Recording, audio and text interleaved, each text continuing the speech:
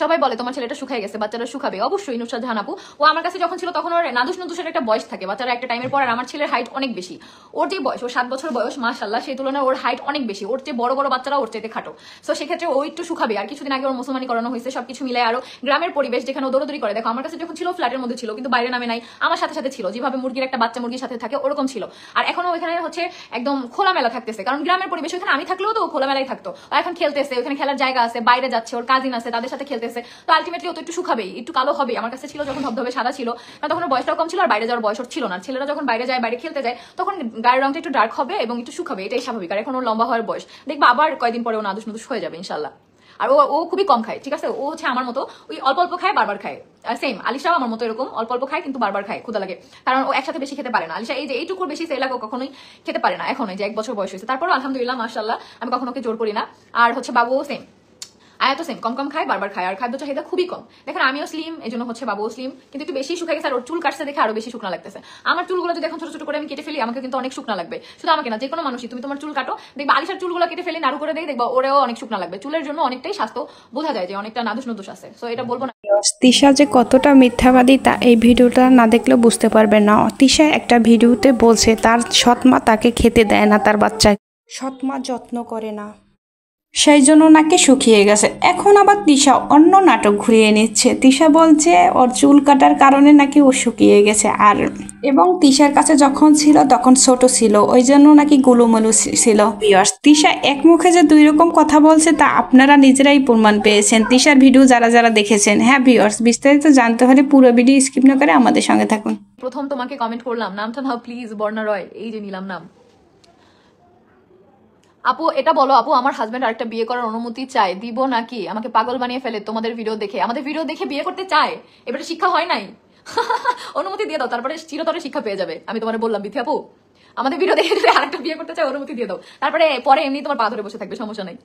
আপু তোমার মতো মানুষের সাথে সংসার, এসকে সুরাইয়া কেন আপু এই যে করতেছে আমার সাথে? আমার হাজবেন্ড সংসার করছে আলহামদুলিল্লাহ, আমরা 3.5 বছর প্রায় হয়ে গেছে। কত 3.5 বছর হয়েছে আমাদের বিয়ের, প্রায় হয়ে গেছে। তো এর মধ্যে আলহামদুলিল্লাহ আমরা অনেক সুখে আছি, অনেক বেশি সুখে আছি আলহামদুলিল্লাহ, আলহামদুলিল্লাহ, আলহামদুলিল্লাহ। জানি এটা বললেই পরবর্তী মুহূর্তে ঝগড়া হবে, কেমন হয় জানো? একটা আমাদের সুন্দর মুহূর্তের একটা ভিডিও আপলোড দিই, তারপরে কেন জানি না আমাদের ঝগড়া লাগে। অবশ্যই আমাদের ঝগড়া 5 মিনিটের জন্য থাকে, তারপর শেষ। রিপ্লাই দেওয়ার জন্য থ্যাংক ইউ আপু, ওয়েলকাম আপু। আপু রিপ্লাই দিবা না? লিসা না লাইসা, এই যে দিয়ে দিলাম। আপু আমার নাম বলো। রায়হান, এমডি রায়হান, তোমার নাম কি? এটা তুমি তো অবশ্যই হয়তো তোমার জামাই আইডি দিয়ে কমেন্ট করছো। কতগুলো কমেন্ট করলাম। ফাতেমা আক্তার, থ্যাংক ইউ আপু অনেকগুলো কমেন্ট করার জন্য। আমার নামটা নাও না আপু, অনেক কমেন্ট করছি। রুম্পা বিশ্বাস, এই যে নিয়ে নিলাম। আসসালামু আলাইকুম আপু, কেমন আছেন? আয়েশা সিদ্দিকা মিম, ওয়ালাইকুম আসসালাম। আপু তোমার ভিডিও দেখি, থ্যাংক ইউ আপু। তোমার ব্লগ সবসময় দেখি, আমার বোন আমার সাথে রাগ করে। রোদেলা আহমেদ, ব্লগ তাহলে আজকে ব্লগ দেখছো? বলো আজকে কি ব্লগ আপলোড হয়েছে, আজকে ব্লগের টাইটেল কি বলো? আমি ইউকে থেকে দেখছি। মেহজাবিন জায়গিদার, মানে বুঝি নাই তোমার নামটা কি হবে, স্পেলিংটা কি হবে বলো, উচ্চারণটা কি হবে? তোমার সংসার এমনিতেই ভালো লাগে, থ্যাংক ইউ, লাভ ইউ আপু, লাভ ইউ টু। আপনার চুল সুন্দর, থ্যাংক ইউ। এই 2টা প্রশংসা, এটা আমি একদম ছোট থেকেই পাই। এটা হচ্ছে আপনার চুল সুন্দর, আর একটা হচ্ছে আপনার অনেক লম্বা। একবার একটা স্কুলে, এটা আমি লাইভে আগেও বলছি, স্কুলে পড়াকালীন, তো তখন হচ্ছে শাইনে পড়ি আমি স্কুলে যাচ্ছি, বুঝি নাই আরেকটা কি প্রশংসা? না এই 2টা আমি বেশি পেয়েছি, চুল সুন্দর আর হচ্ছে মানে হাইট সুন্দর। আমাকে একটা ছেলে বলতেছে, আমাকে অনেকক্ষণ ফলো করতেছে। তো ফলো করতে করতে আমার সাথে আমার ফ্রেন্ডরা আছে, সাইফ। আরে ছোটবেলায়, মানে ছোটবেলায় ক্লাস 10-এ থাকতে, ছোটবেলায় তখন 10 না সরি ক্লাস 9-এ থাকতে তখন। তো তখন আমি ম্যারিড। তো ওই ছেলে তো আর জানে না আমি স্কুলে পড়তেছি, তখন আমার বয়স কম, ক্লাস 9-এ থাকাকালীন। তো আমার ফ্রেন্ড সাইফ ও আমার সাথে আছে, আরো অনেক ফ্রেন্ড আমার সাথে আছে। তো অনেকক্ষণ আমাদের ফলো করতে করতে যেয়ে দাঁড়া করে বলতেছে, ভাবছি অন্য কিছু বলবে, আপু আপনার হাইটটা অনেক সুন্দর। আমি এটা জীবনেও ভুলবো না, এই ছেলেটার এই প্রশংসাটা আমি জীবনেও ভুলবো না, যে তখন বলছে যে আমি তো ছোটবেলা থেকেই লম্বা, যে হাইটটা অনেক সুন্দর। আর কত বলবো, আমার কমেন্ট চোখেই পড়ে না। রাফা ইসলাম তানিশা, এই যে কমেন্ট পড়ে ফেলছি।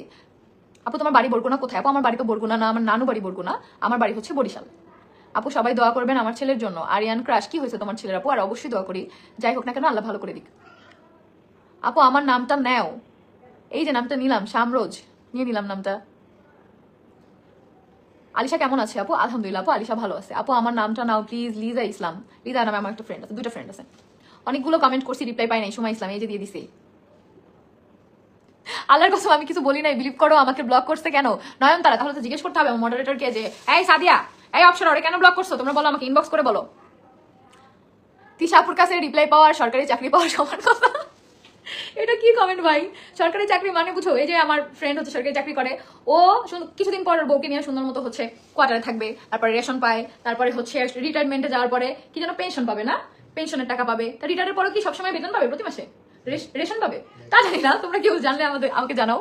তো এটা কেন, আমার কমেন্টে রিপ্লাই পেলে কি এগুলো কিছু পাবা? কিছুই তো পাবা না, তাইলে আমি